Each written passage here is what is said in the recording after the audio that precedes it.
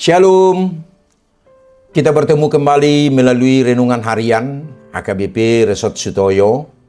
Hari ini Rabu 20 Maret 2023. Kita berdoa.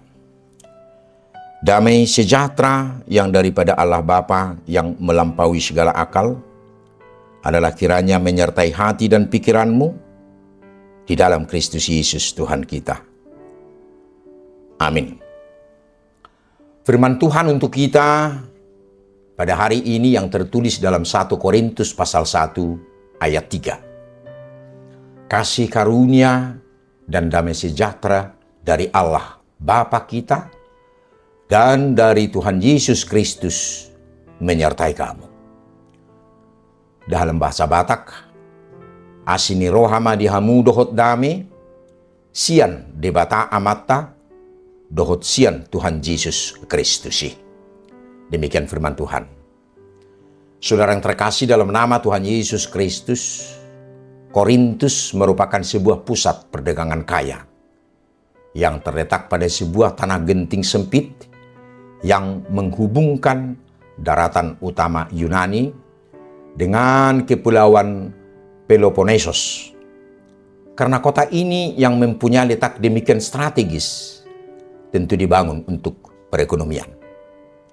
Maka pada tahun 46 sebelum Masehi, kota yang baru didirikan oleh Julius Caesar dan memperoleh status jajahan Romawi.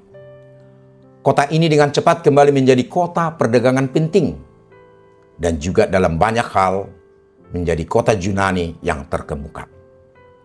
Pentingnya kota ini pasti telah mempengaruhi Rasul Paulus di dalam usahanya menyebarkan Injil. Paulus adalah perintis jemaat di Korintus. Dalam kapasitas itu ia mengingatkan tentang identitas sejati mereka.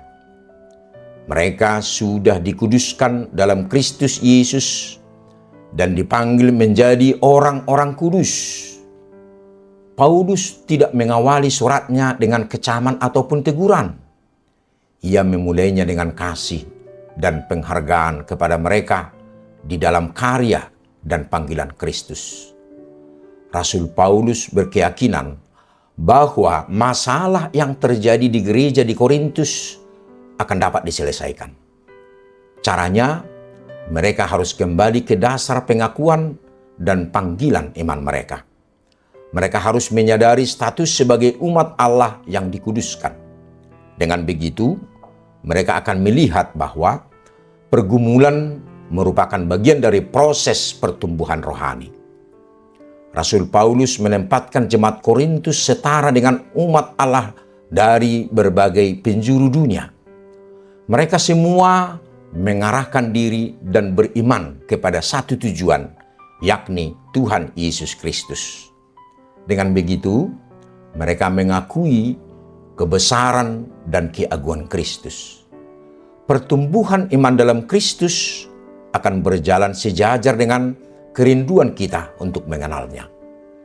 Pengenalan itu dilakukan secara pribadi dalam setiap aspek kehidupan. Kita harus mengenalnya secara lengkap dan utuh.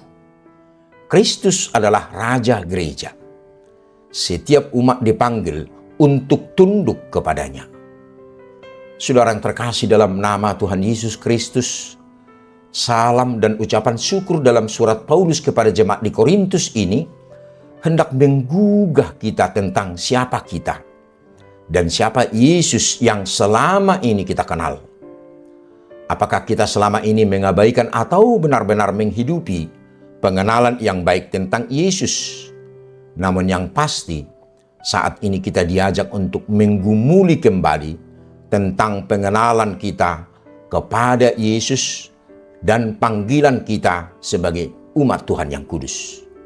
Selanjutnya, Paulus juga mengungkapkan syukurnya kepada Tuhan atas kasih karunia dan damai sejahtera yang Tuhan berikan kepada umatnya. Di dalam Yesus Kristus, kita telah menjadi kaya dalam segala hal, dalam segala macam perkataan, dan segala macam pengetahuan. Demikian jugalah kita hidup dalam Tuhan Yesus. Dia adalah Tuhan yang setia. Dia yang akan tetap meneguhkan kita, yang tidak akan pernah berkekurangan suatu karunia pun yang memenuhi hidup kita, dan damai sejahtera Allah melingkupi hidup kita.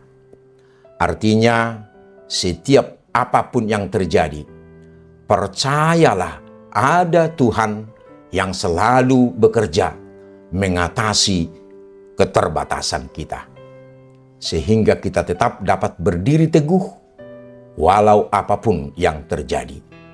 Tuhan akan pelihara kita seperti biji mata. Amin. Kita berdoa.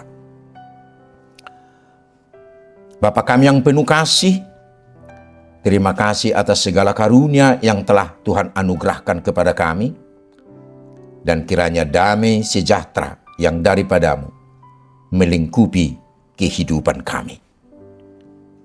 Amin. Saudara yang terkasih, selamat beraktivitas pada hari ini. Tuhan Yesus memberkati.